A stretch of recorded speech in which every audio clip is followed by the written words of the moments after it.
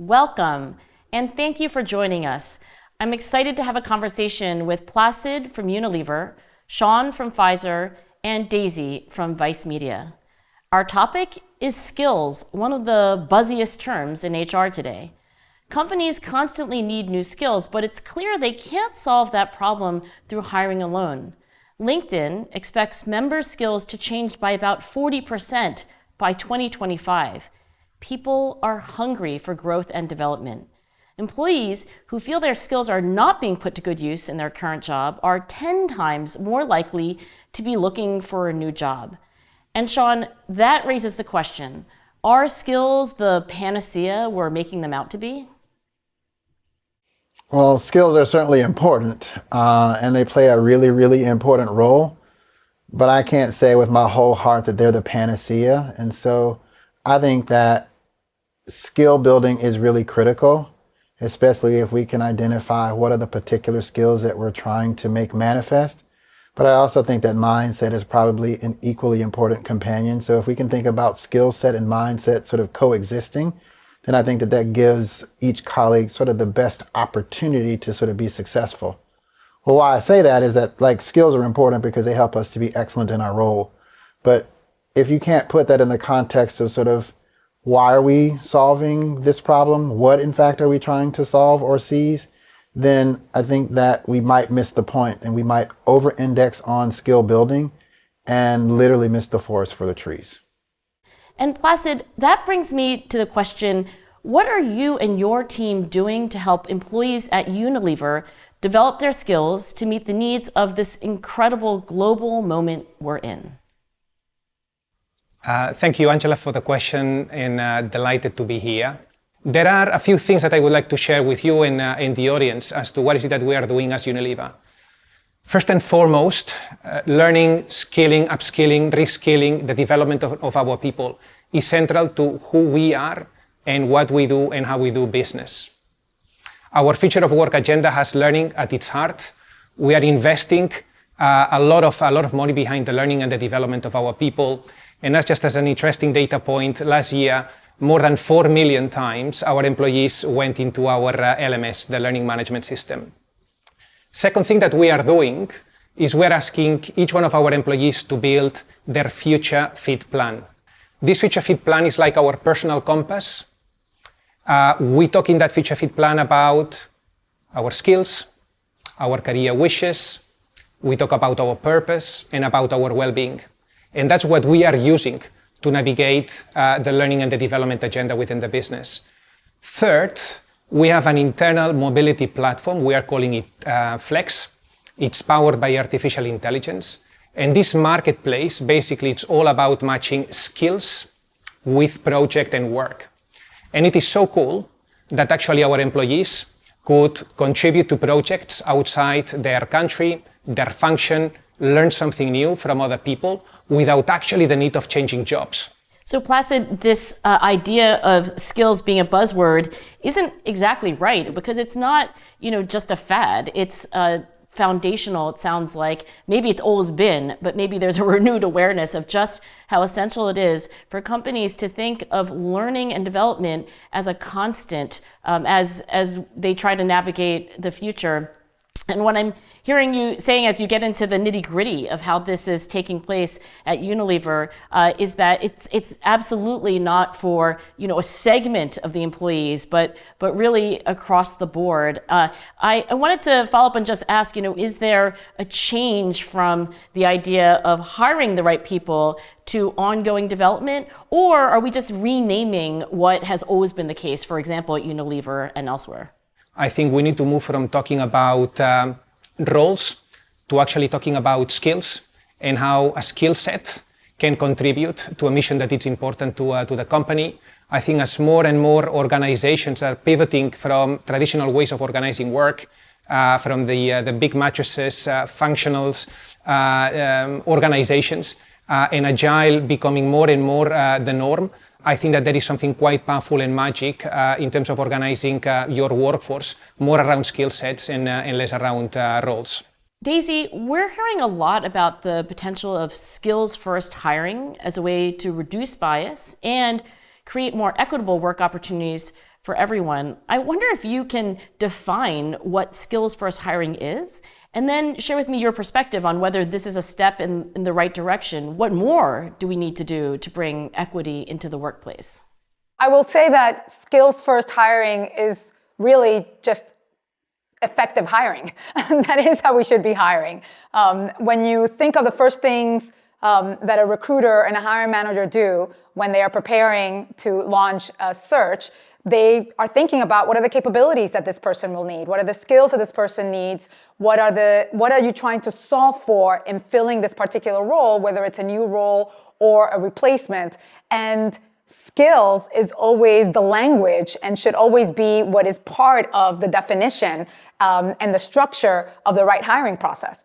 And so to me, to think about skills first hiring, I smile when you say that, because I think, well, isn't that just effective recruitment? But it does lead to more inclusive and equitable hiring practices, because it allows you to place equity at the framework of decision making. It allows you to be very clear on a structured decisioning criteria set for who you're going to hire, versus the traditional bias-laden approaches that we've seen in recruitment year over year and in almost every organization I've worked for, which at the end of the day, decisions get made not necessarily based on the skills of the individuals or how skilled they may be in particular areas, but on who they are, where they've been, who they've known, who they've worked for. And so I do believe that focusing on skills, focusing on what you're trying to solve for in filling that role is what will lead you to not only bring in the right person for the organization, but also to bring in the right mix of people to your organization.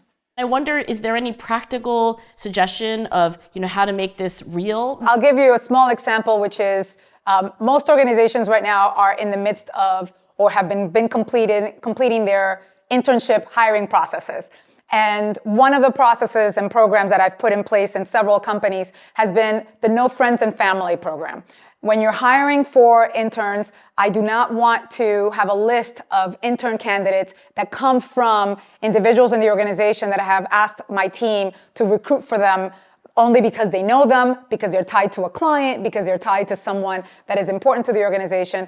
We are asking them to hire these interns based on the skill sets that we have predetermined when we wrote the job descriptions and when we said, these are the individuals that we want to bring in the organizations for X, Y, and Z reason.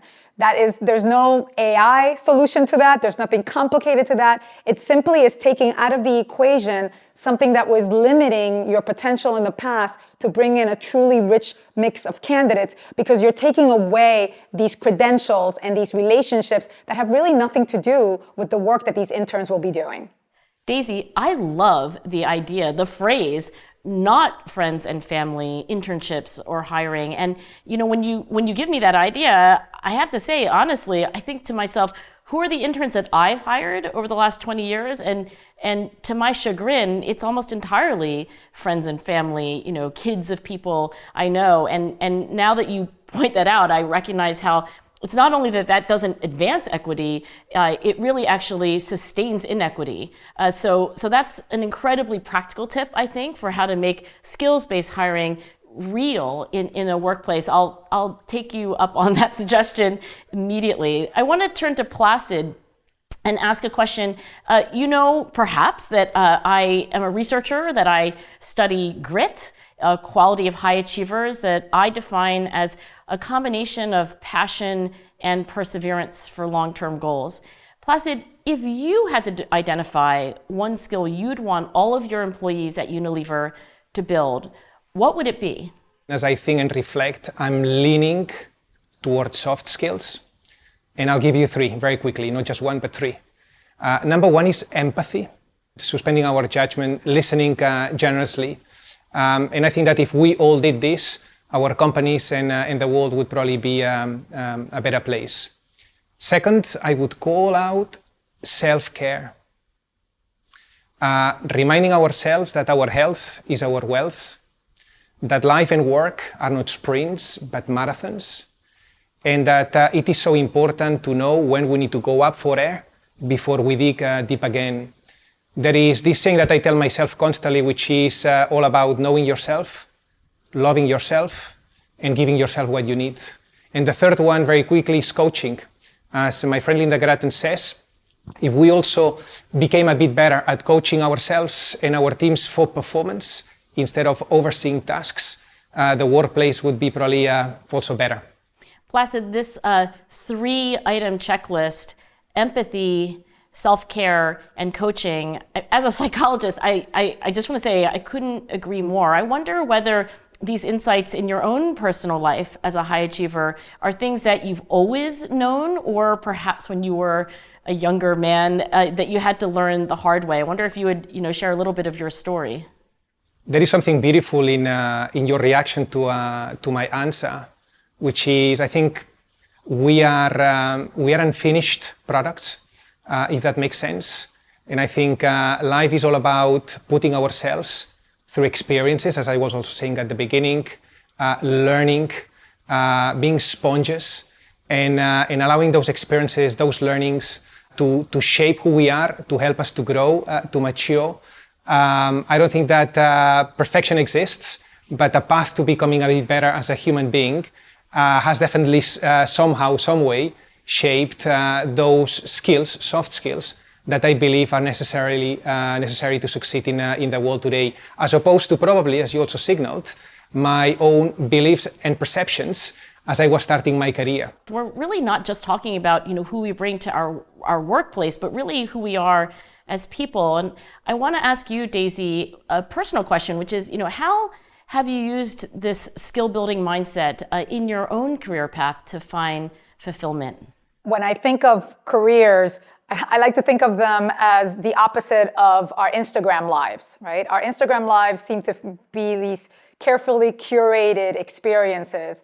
And I don't know many people whose careers have been carefully curated. I know for sure my journey has not been, but it's been one that has been defined by, I haven't called it skill building, but it's been more around pursuing my curiosity. Pursuing my curiosity to learn something new, which in and of itself has led to expanding and deepening my skill set in various ways. All of those pivots were skill building, but really they were all my curiosity being fed and my ability to be able to not just pivot, but also use those opportunities to learn and grow, expand who I was, and really discover areas of myself that I didn't even know existed, curiosities that I didn't even know I had.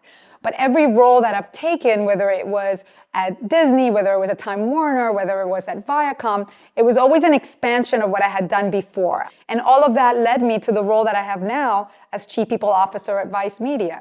And I think that if I hadn't pursued those curiosities, I wouldn't be doing what I'm doing now as comprehensively and as joyfully as I get to do it. Daisy, I can hear the joy in your voice, and I have to tell you, when people ask me, what are high achievers like? Grit sounds pretty grim, but the picture I'd like to paint is the picture of your voice and your enthusiasm. And I think curiosity has a 3-word definition: wanting to know. And I hear that as a theme, guiding you to places that you can't necessarily predict in the future, but this joyful pursuit of discoveries that you can't anticipate, but all the while becoming a better person. So Daisy, thank you for sharing your story. And Sean, I wonder, with your personal development as a leader, have there been career transformations? And if you could share a little bit of how skill building figured into your own growth. So we have this concept at Pfizer called sort of zigzag growth. And so I'm sure that I was not the inspiration for it, but I have sort of made it my journey. And so I moved around quite a bit in my career. And then each time sort of the move was either driven by a curiosity or a desire to sort of broaden my skill set or to apply it differently. And so I've literally sort of been lots of different things: a banker, a marketer, a strategist, and now I'm leading learning at Pfizer. And so in each of those cases, it's really been around sort of, what am I curious about? What am I seeking to learn? How can I make a different type of contribution? And many times the foundation of that experience has been around either acquiring new skills or applying a set of skills that I already have to either see if we can't make a difference in a particular area or opportunity. Terrific conversation today. And I want to end with this. Sometimes when we talk about the broad concept of skills, it's easy to forget the kind of impact we have on individuals. And I wonder for each of you, can you share an employee growth story that continues to stick with you to this day? Yeah, so I think a lot of times we think about the relationship between manager and colleague, but I think that some of the richer stories actually even come from peer-to-peer learning. There was once a situation where a colleague was particularly frustrated by they felt like that they had the right skills and they weren't being considered for the opportunity that they thought that they were actually already over-indexing for. But it was through engaging with another peer that they had the opportunity to look through the different lens and sort of figure out, well, it wasn't just about the skills that they had, it was about sort of how they were choosing to present themselves. And so I think that there's learning and growth in those types of opportunities where we allow ourselves to be vulnerable, we allow peers to give us guidance and support, and ultimately it helps to make us better. Oh goodness, Angela, those are the stories that bring me the most joy. I think often of the quote that I believe is Maya Angelou's of people will forget what you said, but they'll never forget how you made them feel. And my intent is always to ensure that everyone who works with me, who partners with me, who engages with me, leaves a conversation, leaves a moment with me feeling lighter, feeling better about themselves, feeling pushed to think differently. And so I always tell my team, I will always push you to the place of discomfort, but I will always be there to hold you so you don't fall. And that, I think, allows individuals to believe that you have their back, that you're supporting them, but it gives them the freedom to experiment, to try, to test, and to really push themselves out of their comfort zone so that they can grow. Sean, Daisy, Placid, thank you so much for this conversation on skills. Not a buzzword, maybe a theme for how workplaces of the future can continue to get the best out of employees, but also how employees can get the most out of work and out of life. Skills are about joy, about curiosity, about lifelong learning and improvement. Skills are about trust, and skills are something that we have to put equity at the center of when we think about what we really want for work in the future. Thank you for this conversation. I look forward to another one.